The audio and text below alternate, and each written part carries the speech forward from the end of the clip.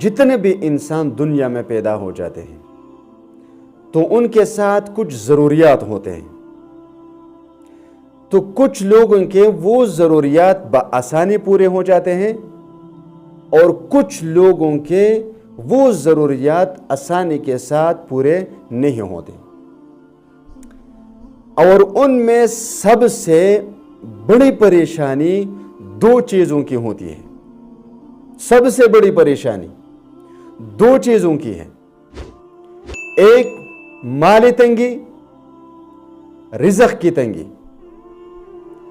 اور دوسری چیز جو ہے وہ دشمنوں سے محفوظ رہنا۔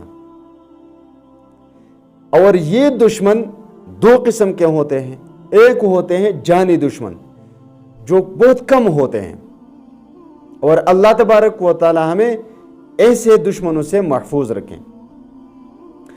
اور دشمنی کی دوسری قسم یعنی دوسرے قسم کے لوگ وہ حسد کرنے والے، بغض کرنے والے، دل میں کینہ رکھنے والے دشمن ہوتے ہیں، اور یہ وہ خطرناک دشمن ہوتے ہیں کہ اس کو آپ ڈھونڈنے سے بھی پہچان نہیں سکو گے کہ مجھے کون نقصان پہنچانا چاہتا ہے۔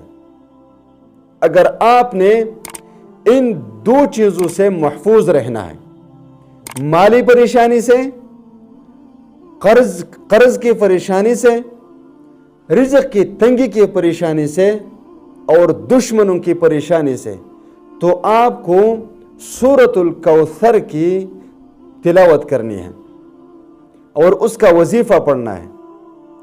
بہت ہی آسان ہے، آپ بآسانی پڑھ سکیں گے، نہ مالی پریشانی ہوگی، نہ رزق کی پریشانی ہوگی، اور نہ ہی دشمنوں کی پریشانی ہوگی۔ وہ آپ نے اس طرح کرنا ہے کہ آپ نے آگے پیچھے درود شریف پڑھ کر عصر کی نماز کے بعد 41 مرتبہ سورۃ الکوثر پڑھنا ہے۔ آگے پیچھے درود شریف، اور پھر آپ نے عصر کی نماز کے بعد 41 مرتبہ سورۃ الکوثر پڑھنی ہے۔ اگر آپ اس سورت کی شان نزول اور حکمت کو دیکھیں تو یہ اللہ تبارک و تعالیٰ کی طرف سے آپ صلی اللہ علیہ وسلم کو تسلی دینے کے لیے نازل کی گئی ہے۔ اب اگر ہم اس کو پڑھیں گے تو نہ مالی پریشانی ہوگی، نہ قرض کی پریشانی ہوگی، نہ دشمن کی پریشانی ہوگی۔ اور اگر عصر کی نماز کے بعد آپ کے پاس ٹائم نہ ہو تو پھر مغرب کی نماز کے بعد آگے پیچھے درود شریف پڑھ کر 21 مرتبہ سورۃ الکوثر پڑھنی ہے، اور اس عمل کو آپ نے 21 دن تک لگاتار کرنا ہے۔ انشاءاللہ تعالی آپ کی یہ 3 پریشانیاں ختم ہو جائے گی۔